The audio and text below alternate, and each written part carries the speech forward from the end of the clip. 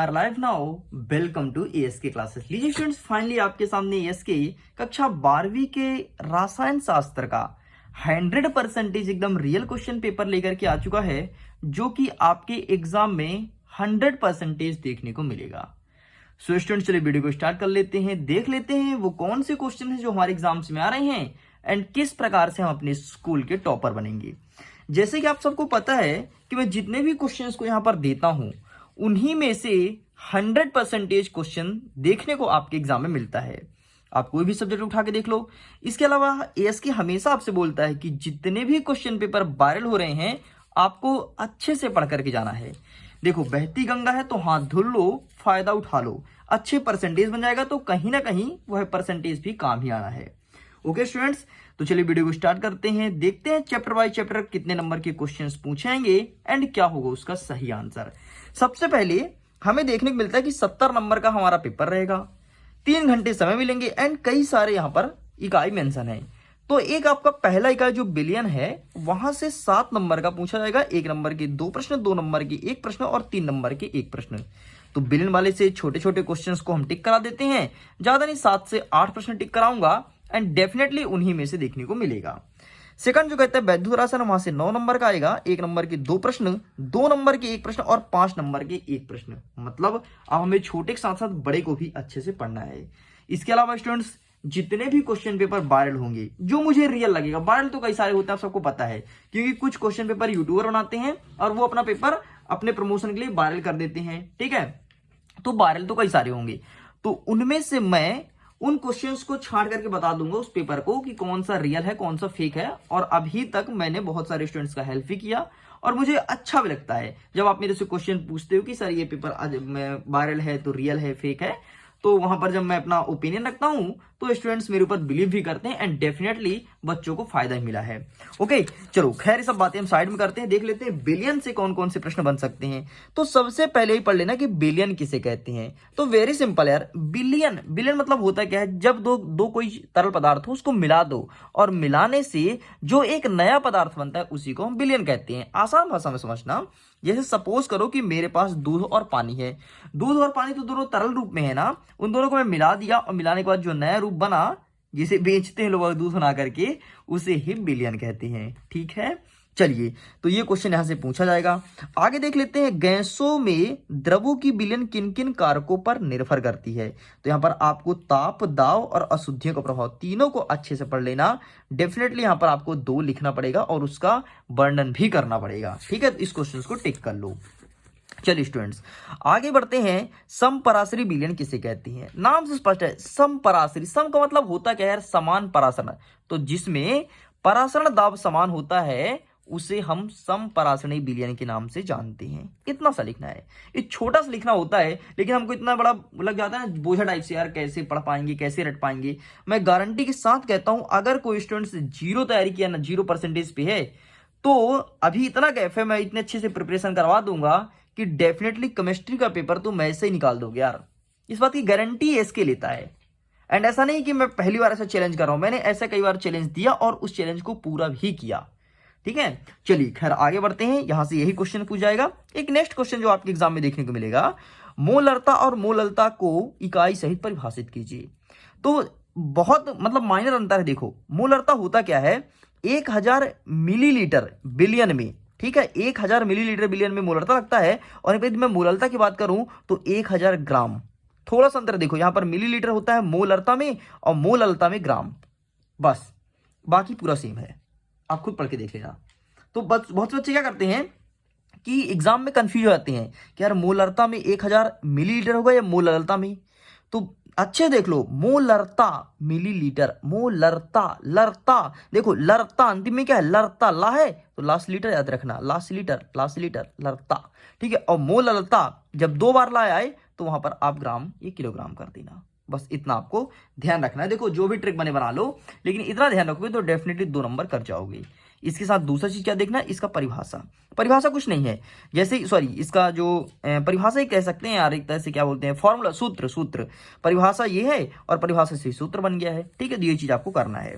आगे देख लेते हैं 5वां नंबर, हेनरी के नियम को उदाहरण सहित समझाइए। हेनरी का नियम क्या है, ये चीज आपको अच्छे से करना है। ठीक है, चलिए, बाकी यहाँ से कोई भी क्वेश्चन नहीं पूछा जाएगा। एक आपको 7वां नंबर देखना है कि 120 ग्राम NaOH है, 2 लीटर के बिलियन में यदि मिलाया जाता है तो बिलियन की मोलरता क्या होगी। ये निकालने के लिए आपको इसका सूत्र पता होना चाहिए। अगर ये पता है तभी जाकर के निकल पाएगा, इसलिए बोलता हूँ अच्छे से कर लेना, ठीक है।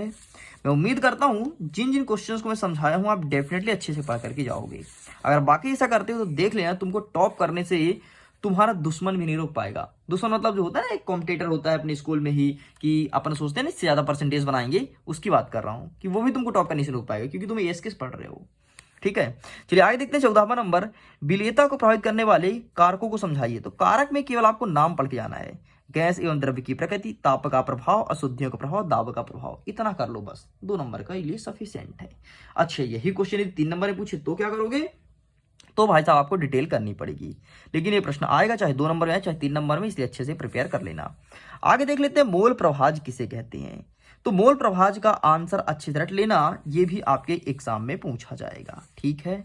इतने ही क्वेश्चन इस पेज से क्रिएट हो रहे हैं।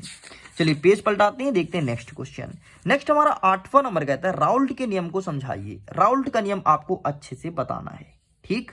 तो राउल्ट के नियम को अच्छे से कर लेना क्योंकि 3 नंबर में प्रश्न आएगा। अच्छा, एक प्रश्न यहां से और बनता है, आदर्श और अनादर्श विलयन क्या होते हैं। तो आदर्श विलयन आपको पता है ना कि जो राउल्ट के नियम का पालन करे उसे कहते हैं आदर्श विलयन, और जो राउल्ट के नियम का पालन ना करे उसे कहते हैं अनादर्श विलयन। तो ये देखो यहां पर अवेलेबल है इसका अंतर, डिफरेंस बिटवीन, ठीक है, आदर्श एंड अनादर्श विलयन, ठीक। तो इसे अच्छे से कर लेना। नेक्स्ट एक क्वेश्चन बॉन्ट हाफ समीकरण ये पूछेगा 3 नंबर में, तो इसी भी अच्छे से कर लेना, ठीक है। चलिए जी आगे देख लेते हैं एक क्वेश्चन जो पहले पूछता था, अब तो नहीं आएगा क्योंकि ओल्ड पैटर्न में चला गया ये, और इस बार पता है ना नए पैटर्न के तौर पर क्वेश्चन पूछता है, इसलिए इसे नहीं आएगा, छोड़ दो, कोई दिक्कत नहीं। चलिए बस भाई साहब, चैप्टर फर्स्ट से इतने ही क्वेश्चंस पूछे जाएंगे। आगे देखते हैं चैप्टर सेकंड विद्युत रासायन, यहां से कौन कौन से बन सकते हैं। यहां से 2 नंबर और हमें 5 नंबर हिसाब से देखना है, ठीक है। सबसे पहले विद्युत अपघट्य किसे कहते हैं, इसे अच्छे से प्रिपेयर कर लेना। आगे देखते हैं 4th नंबर, विशिष्ट चालकता की परिभाषा व इकाई को बताना है कि क्या होता है विशिष्ट चालकता। आगे देख लेते हैं नेक्स्ट कोलरास का नियम, इन्हें भी अच्छे से प्रिपेयर कर लेना। आगे देखते हैं पहला नंबर ओम का नियम किसे कहते हैं, ये ओम का नियम, ओम नमः शिवाय, इसका नियम अच्छे से कर लेना, डेफिनेटली आपके एग्जाम में देखने को मिलेगा, ठीक है। ये ओम भगवान हो गए, इसका नियम कर लेना। ये भगवान है, भगवान बहुत खतरनाक है, पता है आपको, पिछले 4 सालों से लगातार 4 बार पूछ रहा है इस भगवान को। आगे देखते हैं 5वां नंबर मानक हाइड्रोजन, यहाँ पर मानक इलेक्ट्रोड लिखा है, इसका पूरा नाम है मानक हाइड्रोजन इलेक्ट्रोड विभव किसे कहती हैं, तो इसे प्लीज अच्छे से कर लीजिएगा। नेक्स्ट देख लेते हैं सेल स्थिरांक, ये भी आपके एग्जाम में आ सकता है क्योंकि पिछले कई सालों से लगातार पूछ रहा है और इस तरह क्वेश्चंस दे भी रहे हैं अकॉर्डिंग टू नए पैटर्न, ठीक है। ये जो कह रहे हैं ना पी बोर्ड वाले कि नया पैटर्न दे रहा हूँ, नया पैटर्न, वो नया पैटर्न कुछ नहीं है, इस प्रकार से फालतू के क्वेश्चंस हैं। आपको पता है अगर आपके स्कूल का मास्टर साहब, मतलब शिक्षक जिसे आप बोलते हो, वो भी अगर मोस्ट आईएमपी टिक करा देना, जो बहुत ही अच्छा पढ़ाते हो यार, मतलब तुम्हारे फेवरेट हो एकदम कि अरे सर आप तो एकदम जन्नत है ना, और वो भी टिक करा दे तो बात मानो वहां से भी क्वेश्चन नहीं आएगा। ऐसे पेपर बना रहे एमपी बोर्ड, फिर अपन पता है क्या सोचते हैं, अपन उसने सर ही फर्जी है, साला गलत बताया होगा, अपन ये सोच लेते हैं, सर फर्जी नहीं है यार, वो तो वही क्वेश्चंस बताते हैं जो आपके एग्जाम में आएगा। एंड डेफिनेटली वो चाहते हैं आपके सर कि मेरे स्टूडेंट्स के अच्छे परसेंटेज बने, जिस प्रकार मैं आपसे प्रेडिक्ट करता हूँ, हमेशा बोलता हूँ यार कि टॉपर तो तुमको भी बना के निकालूंगा, हमेशा बोलता हूँ और बोलते आ रहा हूँ और बोलूंगा कि टॉपर एएसके क्लासेस से ही बनेगा कोई ना कोई स्टूडेंट, ठीक है। इसीलिए मैं मेहनत करता हूँ आपके लिए, मोस्ट आईएमपी क्वेश्चन, नहीं तो मैं भी फेक पेपर बनाऊं, यूट्यूब चैनल पर अपलोड करूं, अच्छा खासा व्यूज कमाऊं, मजा आए, सब्सक्राइबर गेन हो, समझ रहे हो ना।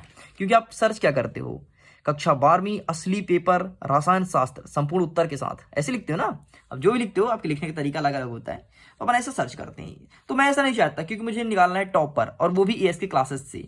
मुझे पैसा कमाना तो आपको पता है यार कि जैसे क्वेश्चन पेपर मेरे पास आता है मैं तुरंत अपलोड करता हूँ, ठीक है। मैं भी बेच सकता था वही पेपर, कुछ लोग पैसे में खरीद रहे हैं जो एएसके फ्री में दे रहा है। भाई वायरल होता है सबके पास आता है, ठीक है, उनके पास नहीं आता, उनका कहीं कोई कॉन्टेक्ट वगैरह नहीं होता है। अगर कहीं से भी गलती से भी लीक हुआ तो पूरे मध्य प्रदेश में फैल नहीं है, और पेपर है उसे कौन छोड़ सकता है, समझ रहे हो। चलो तो यहां पर देख लो 8वां नंबर, किसी पदार्थ की विद्युत चालकता को प्रभावित करने वाले कारक बताना है, ठीक है। तो इसी भी आप अच्छे से कर लो। आगे देख लेते हैं नेक्स्ट, फैराडे के विद्युत अपघट्य का प्रथम नियम, इसे अच्छे से कर लेना, ये आपके एग्जाम में आएगा, ठीक है। चलिए जी आगे बढ़ते हैं, देख लेते हैं और कौन कौन से क्वेश्चन बन रहे हैं। एक तगड़ा क्वेश्चन जो बनेगा आपका वो ये रहेगा, शुष्क सेल का सचित्र वर्णन करना है, तो ये रहा आपका ये रहा चित्र, ठीक है, इसे अच्छे से कर लेना। नेक्स्ट देख लेते हैं आपका एक और क्वेश्चन, सेल स्थिरांक किसे कहते हैं। ये कई सालों से पूछा जा रहा है भाई सेल स्थिरांक, इसलिए प्लीज इसे अच्छे से प्रिपेयर कर लेना। एक अंतिम क्वेश्चन, संक्षारण किसे कहते हैं, इसे अच्छे से कर लेना, बाकी यहां से कोई भी प्रश्न नहीं आएगा। देखो मैंने सभी 2 नंबर और 5 नंबर के प्रश्न उत्तर को टिक करा दिया, ठीक है। आगे बढ़ते हैं रासायनिक बलगति की, यहां से देख लेते हैं कितने नंबर का पूछा जाएगा।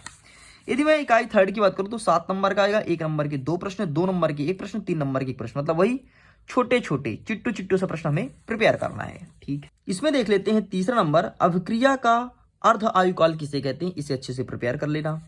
यहीं पर चौथा नंबर देखो, शून्य कोटि की अभिक्रिया का उदाहरण दीजिए, इसे अच्छे से प्रिपेयर कर लेना। ये 2 क्वेश्चंस आपको रेडी करने हैं, ठीक है। बाकी यहां से कोई भी क्वेश्चन आएंगे आप चाहो तो स्किप कर सकते हो। चलिए भाई साहब आगे बढ़ते हैं, प्रथम कोटि की अभिक्रिया से आप क्या समझते हैं, इसे अच्छे से प्रिपेयर कर लेना इस क्वेश्चंस को, बाकी यहां से कोई भी नहीं आएगा। अच्छा एक देख लेना, अभिक्रिया की दर एवं दर स्थिरांक में अंतर, ठीक है। ये प्रश्न कई बार पूछा है और नए पैटर्न के तौर पर इस बार उम्मीद करता हूं ये प्रश्न देखने को मिलेगा, ठीक है। बाकी टेंशन मत लो, अगर कोई क्वेश्चन पेपर ऐसा मेरे पास आता है जो वायरल लगेगा, रियल लगेगा, ये इसके जरूर कवर करेगा, इसके नहीं छोड़ने वाला, ठीक है। क्योंकि टॉपर तो बनाना है, तो टॉपर में बनाऊंगा फालतू पेपर डाल के नहीं, बल्कि वही पेपर डालूंगा जो आपके एग्जाम में आ रहा है, ठीक। चौथा नंबर यहां देख लो, आयरनेय समीकरण के बारे में भी प्रश्न पूछा गया है, ठीक है, ये रहा। नेक्स्ट देख लो छठवां नंबर, अभिक्रिया की कोटि से आप क्या समझते हैं, इसे भी अच्छे से प्रिपेयर करना है। तो इस प्रकार स्टूडेंट्स मैंने इकाई 3 तक सभी प्रश्न उत्तर को टिक करा दिया हूं।